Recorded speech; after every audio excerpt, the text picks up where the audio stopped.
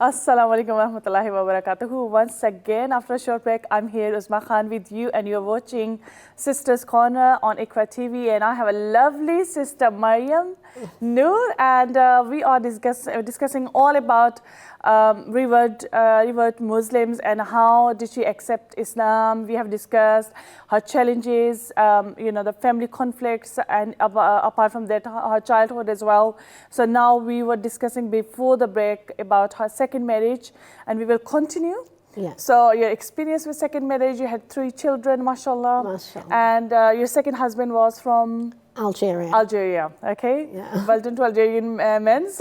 Yeah. Well, obviously our 5 fingers are not the same, so they're not all the same. Yeah, but my one I would say, had a lot of trauma from his own childhood, and just a polite way of describing would be was not raised properly, and didn't know how to behave and how to treat women, And, and I was sometimes they are like in the 50s, they are still child. Yeah, and I was on the receiving end of that, so which was quite difficult to be on the receiving end of. I don't really blame him because I do think that a lot of it was, I wouldn't even say coming from Algeria, it was coming from his family. They were family issues that had been generational trauma of violence that was within his home, within, his upbringing from how many generations that they thought was normal. And that was how you treated your wife. And that was how I was to be treated. And so I actually feel sorry for him in a way that he wasn't educated in a better way, because when the marriage did end, he was brokenhearted because he didn't realize he did anything wrong, which is quite sad. Some people don't know that they did something wrong, true. So after that, how long that marriage you were in, and 22 what was your experience? years. 22 years, and that is a big, I know, huge time, It was a test, because actually that was, you'd find it quite strange really that I was in a domestic violence situation, and actually it was at that point where I learnt my religion, so I turned to Allah completely in that marriage, and I also learnt and educated myself because I'd left school with no qualifications at all. I was taken into care just before my 16th birthday, so I missed the exam time. So I managed to get, while living in violence, a first-class honours degree in social policy and a master's in education, which people would say was impossible. But Allah gave me Subhanallah. tools, subhanallah, to get through it. Great. That's really good. Yeah, exactly. Mashallah. So you're very inspiring. That's really good. Obviously, 22 years of marriage is a long period of time. And you go through the violence and mental trauma, and then you come out of it. This is what actually here in Sisters Corner, we always try to encourage sisters. You can go through hell, you can go through a lot of difficulties, problems, but at the end, you will be strong when you will come out of it, and then you will achieve something. MashaAllah. That should be your goal. And your faith should be strong, that Allah subhanahu wa ta'ala has written it, and that was best for me. Now, you have to come out of it, and then you have to engage with other things. You know? So after second marriage, you have got your master's, and then in education, right? Master's in education. Master's in education. And what else have you done? Right, I set up a platform when I first got out of the marriage for helping Muslims around the world escape domestic violence. So that was on Facebook. So I committed to doing that for about, I think, the first 3 years from escaping the domestic violence situation. I felt like there was no help for me when I was in that situation. So I wanted to try to break the taboo around the silence within our Muslim community of domestic violence. But what I didn't realize at that time, I was so busy trying to rescue others that I didn't heal myself, And obviously I repeated the cycle a third time. Wow. Yes, So you went to the third marriage? Yeah, that was 3 years later. I went and married again. But alhamdulillah, I woke up quite quickly. Oh, that's good. Within 23 weeks. And, you know, I sat my third husband on the prayer mat. I made istikhara. I do believe this was my best end of a marriage, if we want to measure ends, you know, because I made istikhara and I asked Allah, guide me to what is right for me. I wanted the outcome to be him to turn around and say, I'll be who I said when we got married, but unfortunately I got an answer that I really didn't like. He turned around to me, I said to him, you're not like the person that I agreed to marry, and he said, I'll never forget his words, I was only that to catch you, now we need to reset things. And I was just like, wow, I was thrown, and I realized at that point I can continue to gaslight myself and feed myself breadcrumbs and tell myself, oh, it's maybe his English is not good, maybe he didn't understand what he said, you know, which is what I probably would have done with the other two, because I always told them when I wasn't happy, you know, but this time when I had that quite cold answer, I listened to it and I booked my train ticket home, because alhamdulillah he didn't live in my house with me with my children, because of the second marriage being so bad. I didn't want to bring a man into my house, so I was in Colchester with him. And upon his response of, I was only that to catch you, now we need to reset things, I thought, well, the best reset there is a train ticket home and come back to London. And you know, and actually that was my wake-up call. So who was him? Like, he was English? He was Turkish. Turkish? Yeah, Turkish, yes. And I can't say my joke that I do. You can share. Okay. I always think when you have a box of Turkish delight, I mean, have you ever had a box of Turkish delight? For sure. I mean, it's very nice, isn't it? But you can't eat the whole box, can you? Yeah, and I think that that's what that husband was like. When you tasted a little bit at first, it tasted nice, but there was no way I was going to get through that whole box. Look nice, but not actually. No, not in reality. It did not taste good, you know. But again, it was nothing about Turkish people. It was about him and his own behaviour. And he also had a lot of trauma.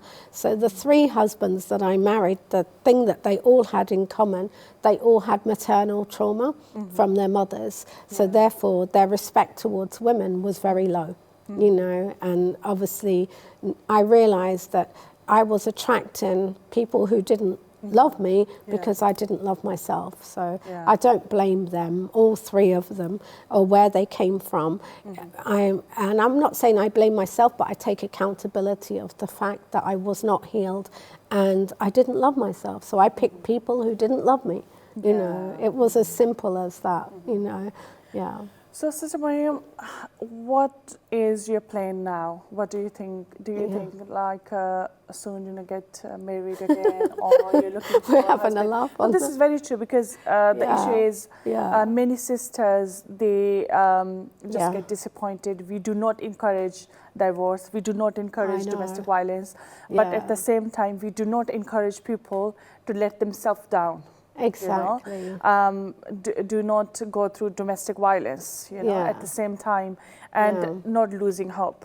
I know. You know? I mean, it's a hard one I mean, I would never say never, because we don't know what Allah has written for us, you know, and I do have a marriage profile out there. It's very entertaining if you read it. It's very good. That's really good. Where I state what I want, and, you know, because I've had enough of living on breadcrumbs my whole life. I want the meal. I want the meal. I can give myself a meal. So I want a man to give me a meal, you know. Well, I think I got breadcrumbs. My 3 marriages, I got breadcrumbs. I fed myself the breadcrumbs as well. They didn't even give me the breadcrumbs. I fed myself the breadcrumbs. So now, if I get, inshallah, if Allah wills it, that I get a husband, then it will be a husband who's prepared to get to know me, to not be wanting a visa or a passport or, you know, or just a white experience, which was number 3, to be honest. He even said that at the end, you were my white experience. Do you know how that hurt to hear that? Exactly. You know, so I don't want to be that for anyone now. I want someone who is healed, who has worked on their trauma like I have, and who meets me where I'm at, you know, and is prepared to treat me as Islam wants me to be treated, you know, as a Muslim. I want that, you know, and if I can't have that, then I'm absolutely fine being single, that I have no problem with staying single. It's a very good choice, you know. Sometimes our sisters, they come out of one trauma and they do not heal and then go to the other trauma.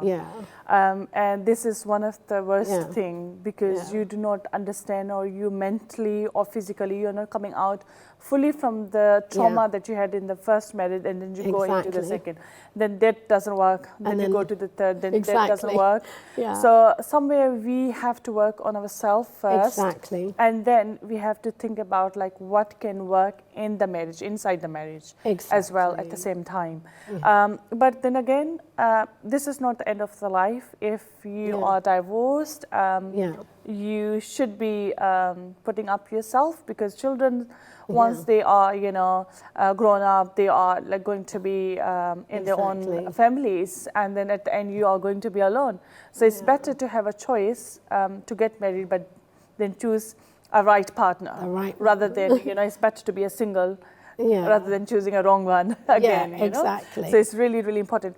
So Sister Noor, tell us about what did you learn so far in Islam? Like, tell us about your fasting. Do you fast all the time? Yes, well, I fast as much as I can, because I do have fibromyalgia and complex PTSD. So sometimes with the medication for that, it can be very difficult. You can get a really dry mouth. So if the days are long, it can be a bit hard, and if you're in a lot of pain. But largely, I will fast Ramadan, but there'll be some days where I can't make it. Yeah, obviously, you know, but Allah will. You know, Allah is most generous, and you put food for charity, so you can do that, you know. So now I think for me, my journey with Islam was like I reconnected properly. So I've always prayed since I was about 24, when I learnt the deen, you know, properly, and then I've always prayed. But obviously there was a disconnection. But when my mother returned to Allah subhanahu wa ta'ala, it was so heartbreaking, and I looked down at her grave and I knew I can't do anything now, because I spent my whole life from this high rescuing her and worrying about her, because I said her IQ was very low, her understanding was very low. So I was always the parent, she was the child, you know, so you just had this different relationship, you know. So when she then died, like a big part of me was missing. But then I replaced that with, what can I do? You know, I can be the best daughter I can be, so I can improve myself as much as possible. I can do Sadaqah Jariyah in her name. You know, I want to do a water well in her name, inshallah. You know, so you just try to be the best you can. So that, looking down at her grave, seeing her in her grave, and knowing the graves are a double plot, you know, in the UK, they're a double plot. And I'm older than my sister, so I mean, it might not be the case, but I'm imagining that I'm going to go in there first. So I want to be prepared to meet my Maker. And right up onto the point of my mother's death, I would say I was not prepared. I was not thinking about death. And I was like, I used to even say I don't do death, you know, where we all do death. And we're all going to have to do death, you know. So, yes, so there was a massive change in me. I stopped posting about domestic violence, about red flags, green flags, all of that. I joined a Quran Quest journey, which is really good. That changed my life, and I wrote the reflections every single day on that. So I literally had to listen to the lesson, join it live at 6 a.m. it was, join it live, listen, then write notes, write reflections. And I had this big Facebook following at the time that were following all my narcissism posts, and suddenly they're getting hit by Quran Quest every day, my Quran journey. So some people fell away, but Allah gives what is removed. And you know, I went from my normal page, which is just Maryam Noor, from I think 7,000 followers to now it stands at 11,000, and that's just my normal page, where obviously we have the Muslims Overcoming Domestic Violence page, which is I think 54,000. So, and again, that's not full of domestic violence anymore. That's full of hope of empowerment of the Quran. Is really important. Yeah, you know, so everything changed following the death of my mother. That was the biggest wake-up call, her death. And looking down in that grave and knowing I'm probably next, you know, and I need to sort myself out. I need to pattern up, as we say in Birmingham. The reality of you life. know, we do. We have to, because we're going there. We're going. We can't escape that. You know. So that was my biggest change. The final destination is there, you know. And we have to get ready for that. Exactly. Yeah. It woke me up. So, do you pray, sister, 5 times? Yes, mashallah. You know, that's good. That's really you know. Obviously, you are a kind of preacher as well now. You are telling people, spreading the word of Islam as well, helping Muslim women as well, and quite doing a lot in the community as well. So how do you feel like when you see other Muslim women suffering and in the process of healing, how you would like to help them? Well, I've written my 12-step Healing with Allah program, and that's basically based on my own experience of coming into Islam completely unhealed, you know, and not really knowing how much Allah loved me, you know, and not loving myself, you know, because if we don't know Allah loves us, we definitely don't love ourselves.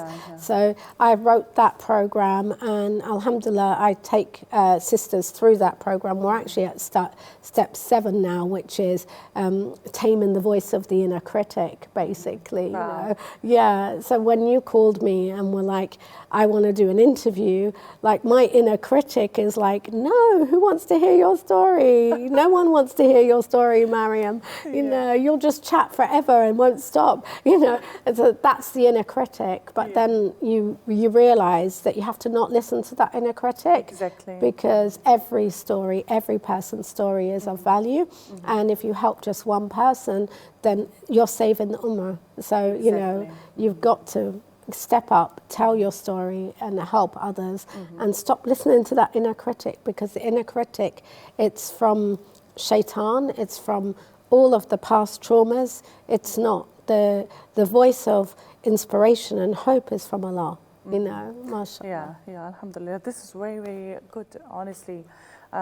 Sister Noor, I'm like feeling really happy to interview you, and all the sisters who are watching the program, they must be very happy as well, because honestly your story is very inspiring at the same time. So obviously tell us about when your mum died, and sort of isolation. How did the funeral went, and did you have any community, Muslim community around, or people have attended the funeral as well, or you were feeling there, no, you need to expand the circle? Yeah, well, at the time that my mother died, obviously I was very much you know, isolated within the community. I was very big online, so I had a massive online presence. But in the real world, you know, I was not showing up in the community. I wasn't, you know, people knew me, some people locally, but I had been hidden for some time, probably because of the domestic violence, whatever. But I kept myself, you know, quiet in the real world, you know, which a lot of us do. So when my mother died, you know, we were on our own. I had my younger sister, and then I had my daughter's best friend's mother, Nabila, mashallah, from Peckham Mosque. And she came and she helped my mother's hand when my mother was in the death room, and recited Surah Yasin, you know, and she showed up, she was completely there. She gave us the details of Balham Mosque. I had never even been to a Muslim funeral before, so I did not know what to expect. And I do believe that before, you know, all reverts, all Muslims should go and find out what it's like to wash a dead body before you have to do it to someone you love. Because believe me, when you're doing it with someone you love, you cannot stand up, let alone do that. You know, it's so hard, yet you have to stand up, and Allah gives you the ability to stand up. So I had my daughter's best friend's mother, Nabila. She helped me to arrange things. So, and it was more of a contact through my daughter's best friend rather than, I mean, now we've become very good friends, but at the time I just knew her as my daughter's best friend's mother. She was a really good help. She helped to arrange the ghusl, and she got volunteers to come forward in the community because we had no one. Me and my sister had no one, you know, which was really hard, you know, and my sister's neighbours made one meal for us, and then the sisters, when they were washing my mother, they said afterwards, oh, people usually make meals for you every day, when you know, but we didn't have that. We you know, we had one meal, alhamdulillah, at least we had that, you know, but we didn't have it. So my sisters and my sister and I were very isolated at time, and also my whole non-Muslim family came to that funeral, and they were not very happy about their mother being buried as a Muslim. So just imagine that. You know? Honestly, Sister Noor, I think I needed like some more time to be continued, you know, in the for the program. But there's an end for everything. It was lovely having you in the program. Once again, I would like to say one last message for the sisters who are watching at the moment, and then I can finish the program. Okay, well, my last message would be to join Rosebuds. And if you have the ability to be a leader, like I approached you and you became a leader, mashallah, because you will no longer be alone. And should you die, your Rosebud sisters will be there to wash you, because they even have a ghusl service. And also they'll be around you should you lose anyone that you really love. You won't stand at that grave. Literally, just me, my sister, and another sister came. So one sister came. And you know, if one person comes, it's like the whole Ummah has come. Exactly. So mashallah, you know. But so for me, we will have another program actually for Rosebud sisters as well. So, and then inshallah, we will discuss in detail as well. So thank you so much again for coming in the show, and all the sisters who are watching program.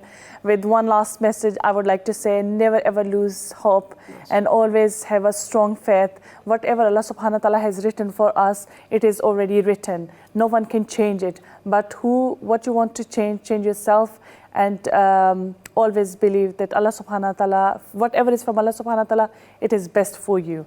And Allah Hafiz, see you next week with another program, with another lovely guest.